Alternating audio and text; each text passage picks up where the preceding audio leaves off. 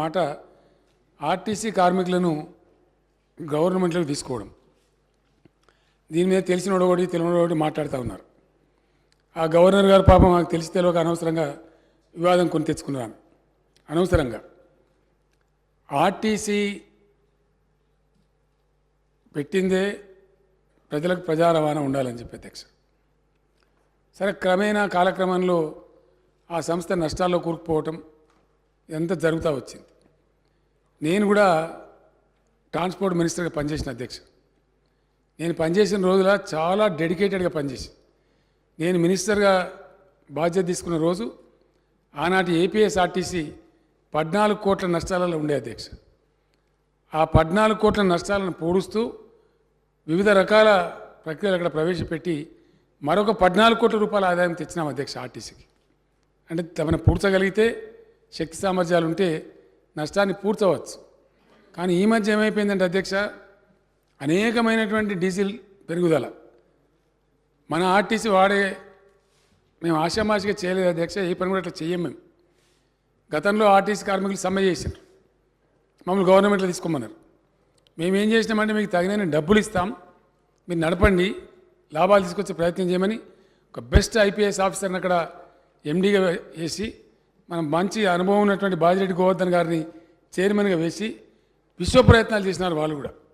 ఎంత చేసినా ఈ అబ్నార్మల్ డీజిల్ ప్రైస్ అధ్యక్ష మన చేతులు ఉండలేదు, సెంట్రల్ గవర్నమెంట్ చేతిలో ఉంటా ఉంది. అది ఎట్లా ఉందంటే సుమారు 40 లక్షల కిలోమీటర్లు తిరుగుతాయి అధ్యక్ష మన బస్సులు.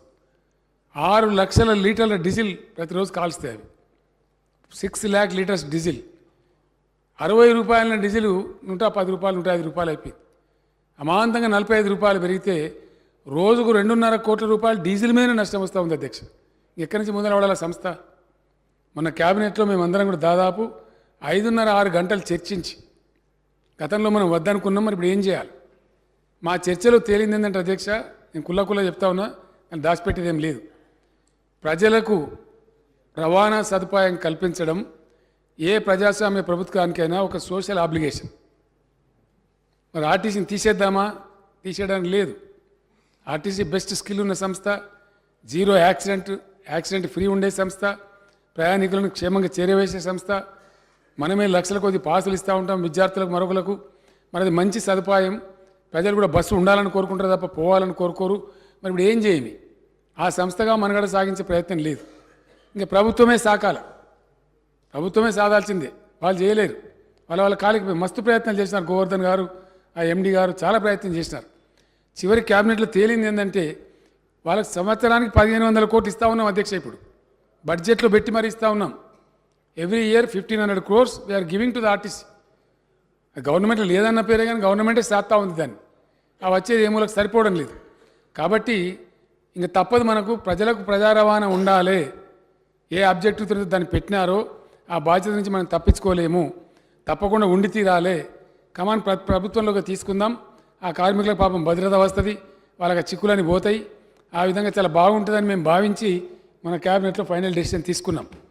వద్దన్నోళ్ళు ఇప్పుడు ఎట్లా తీసుకున్నారని మాట్లాడే పిచ్చి వాళ్ళు కూడా ఉన్నారు బయట. వాళ్ళతో సంబంధం పెట్టుకోలే. ఏ పని చేసినా గవర్నమెంట్ ఒక బాధ్యత ఉంటుంది, ఒక లోతైన దృక్పథం ఉంటుంది, ఒక పరిశీలన ఉంటుంది. దాని మీద స్టెప్ తీసుకుంటాం. ఈ సగం ఎందుకు, బయట మేనేజ్మెంట్ ఎందుకు, మనమే ప్రభుత్వమే డబ్బులు పెట్టి ఇంకా కొంచెం దాన్ని స్పీడ్ చేసేటట్టు 10 రూపాయలు ఎక్కువ ఇచ్చేటట్టు కూడా చేద్దాం. మంచోళ్ళకి 2 ఐఏఎస్ ఆఫీసర్లను పెడదాం, యంగ్ ఆఫీసర్లను పెట్టి బాగా పనిచేద్దామనే ఉద్దేశంతో ఆ నష్టాలు ఎట్లాగో భరిస్తున్నాం కాబట్టి అనవసరంగా అక్కడ ఎందుకు, అకౌంట్స్ మన దగ్గరికి వస్తాయి, మొత్తం బాగుంటుందని చెప్పి నిర్ణయం చేసినాం. కొంతమంది ఎంత దుర్మార్గంగా అంటే అధ్యక్ష, ఇంత నీచులు కూడా ఉంటారు రాజకీయాలలో. ఆర్టీసీ ఆస్తుల మీద కన్నేసినామని మాట్లాడతారు. ఇంతకన్నా దౌర్భాగ్యం ఉంటుంది అధ్యక్ష, ఇంతకన్నా దరిద్రం. ఏం చేసినా ఒక అడ్డంపుడు మాట్లాడతామంటే ఇదే దుఃఖం కలిగించేది అధ్యక్ష. ఇంత బాధ్యతాయుతంగా పనిచేసే ప్రభుత్వం ఆర్టీసీ సేవలు పెంచుతాం, ఆ బస్టాండ్లను ఇంకా బ్రహ్మాండంగా చేస్తాం, మోడర్నైజ్ చేస్తాం, సౌకర్యాలు పెంచుతాం, ఇంకా అవసరమైతే ఇంకో 10 ఎకరాల జాగా తీసుకుంటాం. ప్రభుత్వ పరంగా ఎన్ని డిపోలు కట్టిస్తున్నాం అధ్యక్ష. ఇప్పుడే అక్బరుద్దీన్ ఓవైసీ గారు అడిగినారు, బండ్లగూడలో నాకు బస్ డిపో కావాలని చెప్పి. ఎందుకు అడుగుతున్నా, అక్బరుద్దీన్ పర్సనల్ ఏం లేదు అక్కడ. ఆ ప్రాంత ప్రజలకు ట్రాన్స్పోర్ట్ ఫెసిలిటీ కావాలి. His idea is constituency people should get good facility. Definitely government will take up. దానిలో ఏమవుతుంది, ఇంకా అదనంగా జాగాలు సమకూరుస్తాం. అవి బోలేతే అక్బర్ భాయ్ क्या औकाफ ज़मीन का है, वहाँ से नो ऑब्जेक्शन लेके वहाँ एक सारी चीज़ बना सकते बोले। ऐसे और ज़मीन हम आरटीसी को देंगे, देते ही जाएंगे, उस संस्था को बढ़ा लेंगे। वो अपना संस्था है, अपना घर का बच्चा है, उसको कैसे मार देते? నేను అడుగుతున్న అధ్యక్ష మీ ద్వారా ప్రతిపక్షాన్ని, ఈ రాష్ట్రాన్ని పంజాబ్ రాష్ట్రాన్ని మీరు చూసిండ్రు. పంజాబ్ రాష్ట్రాన్ని ఈరోజు డ్రగ్స్ మహమ్మారి పట్టి పీడించడంతో ఈరోజు గ్రామాలలో పేద మహిళలు, ధనవంతులు శ్రీమంతులు కాదు, పేదలు భార్య తల్లి కూలికి పోయి సంపాదించిన డబ్బులో భర్తలను సోదరులను ఇవాళ డ్రగ్స్కి అలవాటు పడి బాధపడుతుంటే వాళ్ళకు అందులో సంపాదించిన కొంత డబ్బు పెట్టి డ్రగ్స్ కొని ఇచ్చే పరిస్థితి వచ్చింది. ఈ పరిస్థితి పంజాబ్ రాష్ట్రాన్ని నిర్వీర్యం చేసింది అధ్యక్ష.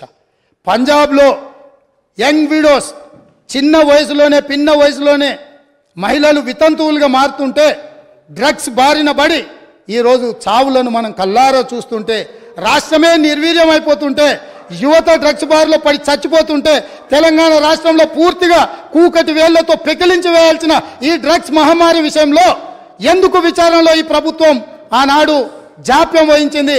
ఎందుకు నిర్లక్ష్యం వహించింది? ఎందుకు దీని మీద చర్యలు తీసుకోవడానికి నార్కటిక్ డిపార్ట్మెంట్కు, డిఆర్ఐ డిపార్ట్మెంట్కు, ఈడీ డిపార్ట్మెంట్కు ఎందుకు సంపూర్ణమైన సమాచారాన్ని ఇవ్వలేదని నేను అడుగుతున్నా అధ్యక్ష. ఈరోజు నేను టీఎస్ న్యాబ్లో ఒక అడిషనల్ డీజీ క్యాడర్ ఆఫీసర్ను పెట్టి ఎంపవర్ చేసి ఇవాళ ఈ రాష్ట్రంలో డ్రగ్స్ అనే పదం వినిపించొద్దు, ఈ రాష్ట్ర సరిహద్దులు ఎవడు గంజాయితో రావద్దు, ఎవడు వచ్చినా ఎంత పెద్దవాడైనా ఎంత గొప్పవాడైనా వాళ్ళ వెనకాల ఎవరు ఉన్నా ఊచలు లెక్క పెట్టాల్సిందే, లెక్క పెట్టియాల్సిందే అని ఈరోజు నా ప్రభుత్వం, మా మంత్రివర్గ సహచరులు తీసుకున్న నిర్ణయాన్ని ఈ ప్రతిపక్షాలు అభినందించాల్సిన అవసరం లేదు అధ్యక్ష. మిగతా విషయాలలో భిన్నాభిప్రాయాలు ఉండొచ్చు, భేదాభిప్రాయాలు ఉండొచ్చు, కానీ డ్రగ్స్ మహమ్మారిని నిషేధించడానికి నిర్వీర్యమైపోతున్న యువతను, చిన్న పాఠశాలల ఆడపిల్లలు బలైపోతున్న ఈ మహమ్మారిని నిషేధించడానికి ఈ దాన్నైనా అభినందించడానికి మన ప్రభుత్వాన్ని మీరు అభినందించడానికి మీకు మనసు రాలేదా అని నేను అడుగుతున్నా అధ్యక్ష. అంటే ఈరోజు ఈ సభలో వీళ్ళందరూ మిగతా వాట్లలో వాళ్ళకి రాజకీయ కోణాలు ఉండొచ్చు, కానీ ఈ విషయంలో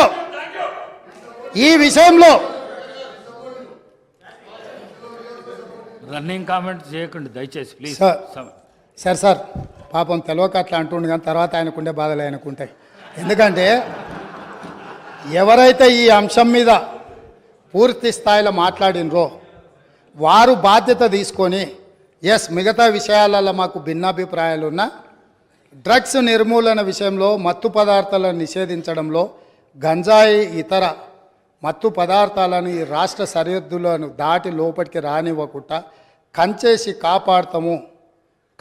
కాపాడాల్సిన బాధ్యత ఈ 119 మంది శాసనసభ్యుల మీద ఉన్నది అని మనందరం ఏకగ్రీవంగా ఈ విషయంలో ఒక అభిప్రాయానికి వచ్చినుంటే ఎంత మంచి సందేశం ఇవాళ తెలంగాణ ప్రజలకు చేరుండేది అధ్యక్ష. కాళ్ళు వనకాలి అధ్యక్ష. ఎవరైనా ఈ రాష్ట్రంలో గంజాయి కానీ, కొకైన్ కానీ, హెరాయిన్ కానీ ఇట్లాంటివి రకరకాల ఎన్నో పేర్లు పలకడానికి కూడా నాకు రాదు అధ్యక్ష. వీటన్నిటినీ 100% ఉక్కు పాదంతో అణిచివేస్తాం, ఎంత వాళ్ళున్నా బొక్కలేస్తామనే నిబద్ధతతో మా ప్రభుత్వం పనిచేయబోతుంది. దీనికైనా వాళ్ళు పూర్తి స్థాయిలో మద్దతు పలకాలి అని చెప్పి మీ ద్వారా వారికి విజ్ఞప్తి చేస్తున్నా అధ్యక్ష. అదేవిధంగా అధ్యక్ష,